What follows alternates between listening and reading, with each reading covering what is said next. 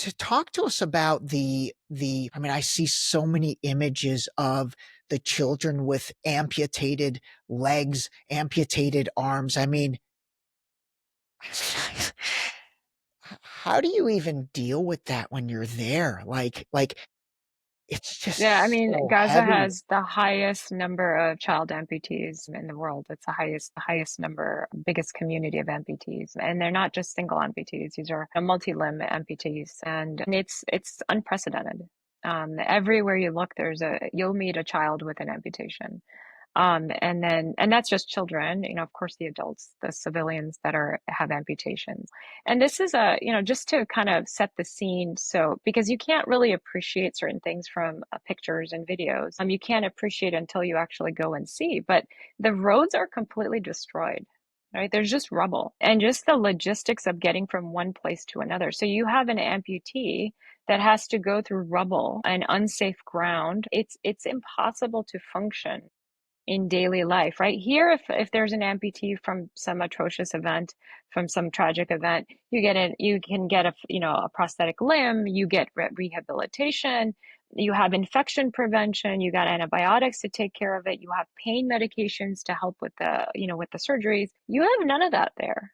And so you haven't just given someone an amputation to their limb, you have essentially maimed them for life, and you have prevented any chance of them having a normal life because you've destroyed everything around them. So Yeah. it's not just surgery, right? We're physicians, we go there, we help, but we can only do so much. You still have to have an environment where a patient can thrive and recover.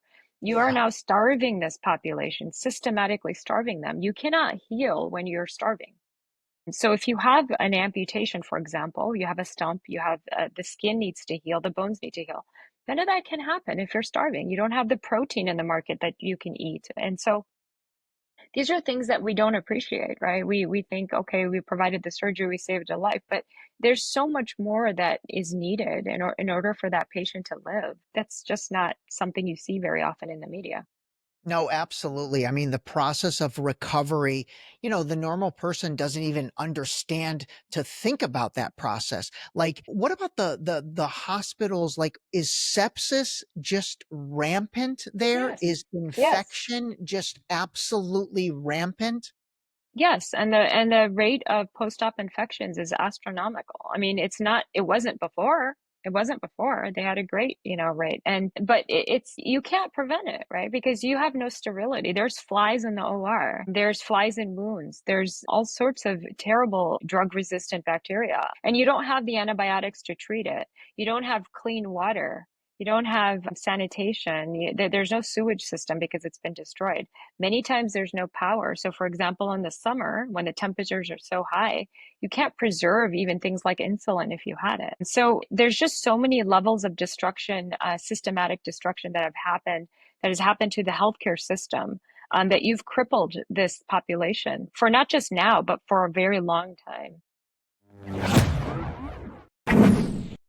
Want the full truth? Watch the full Deep Shallow Dive interview next. And hit subscribe if you're done with narratives and ready to call a spade a spade.